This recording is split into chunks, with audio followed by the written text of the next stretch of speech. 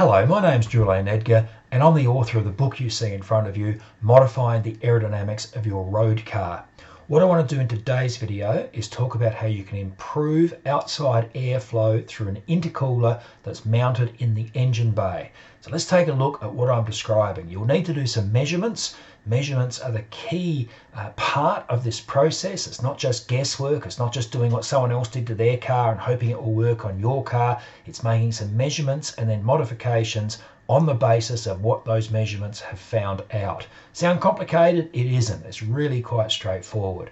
So I'm talking about a car where the intercooler is mounted under the bonnet, under the hood, and is fed air through a bonnet or hood scoop. Now, before we start, let's talk about why the air actually flows through the intercooler. Not the air going to the engine, but the outside air passing through the core.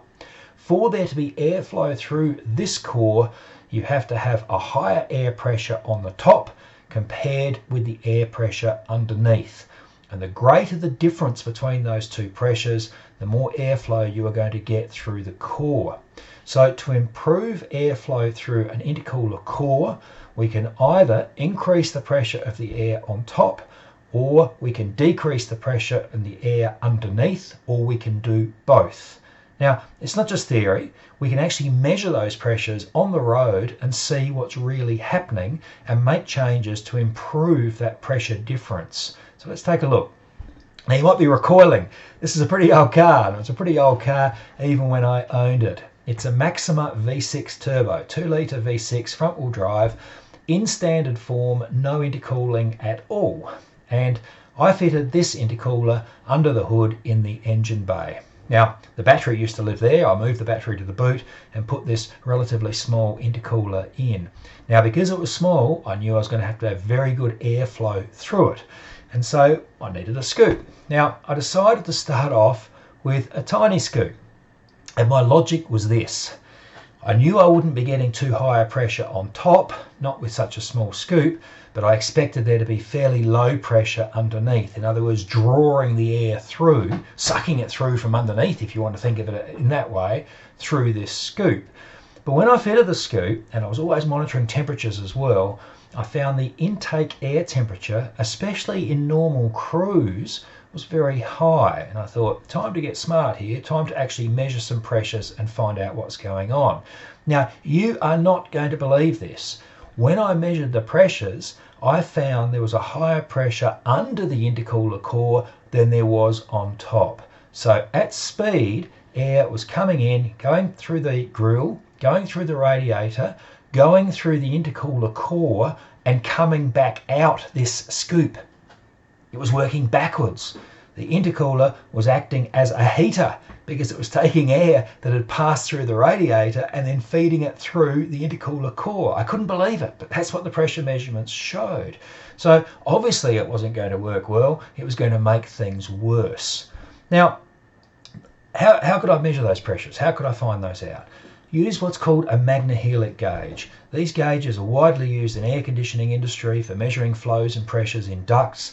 They're very, very sensitive. They have a positive pressure port and a negative pressure port. So if you connect a hose and just lay that hose, the end of that hose, on top of the intercooler core, and you get the other hose and place it under the intercooler core, normally in the engine bay, as you drive along, the needle will show what the pressure difference is across the core.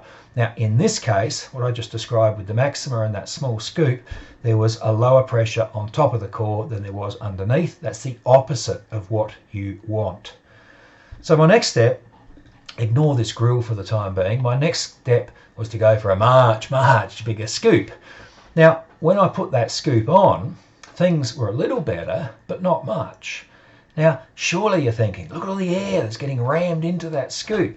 But look at all the air that's also passing through the radiator and going into the engine bay. We forget that the radiator has big open holes and air rushes through there. And if that air fills up the engine bay, then in fact there may not be a lower pressure under the intercooler than on top. So how can we reduce the pressure under the intercooler in the engine bay? Now, the first thing I did was I trialed some different undertrays. Now, this is just a piece of sign material, plastic sign material that's been cable tied in place. It's deliberately been allowed to droop down at the back to encourage air to flow under the undertray and to encourage that to help draw air out of the engine bay. Now, a mock-up like this, if you're using one of those Magnehelic gauges, you mock it up, you stick it on, you go for a drive, you see what the gauge shows. There's no guesswork involved because you're measuring what's actually really happening.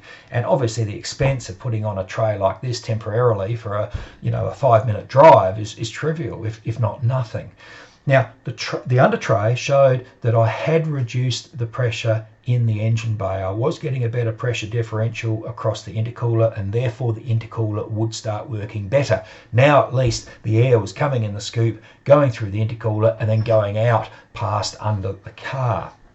I tried different under trays. I tried adding a foam spoiler like this to see if I could get an even lower pressure. It made no difference, so I didn't have to leave that foam air dam on the front. I could remove it. And in fact, here's the final under tray made from 3mm ABS plastic sheet. It's really good stuff to work with. You can hit it with a hammer, it doesn't shatter, but you can cut it with normal woodworking tools, drill holes in it with normal drills, heat it and bend it and fold it, as I have done here. And that's the final under tray, which dramatically improved the airflow through the intercooler because it reduced the pressure of the air under the car. But could I do any better? Could I do better than that again?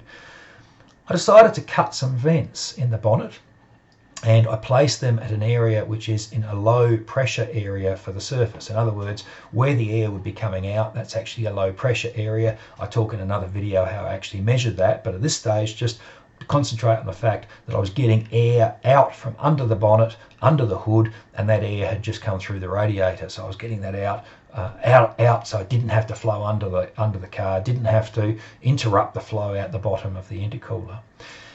So what's the total story? Now, this shows the pressure difference. This graph shows the pressure difference across the intercooler core as measured on the road with those 3 different iterations. The first one is no under trays, and you can see the pressure difference is negative. It's going in the wrong direction. Let's not worry about the units. And in about 25 units, minus 25 units, wrong way, no good. Putting on the under tray, and it says final under tray because I tried a few different iterations, suddenly the pressure difference was in the right direction, and it was about 75 units. So I'd gone from minus 20 to plus 75 in terms of pascals, the pressure difference across. Adding the bonnet vents, the hood vents, increased that to 100.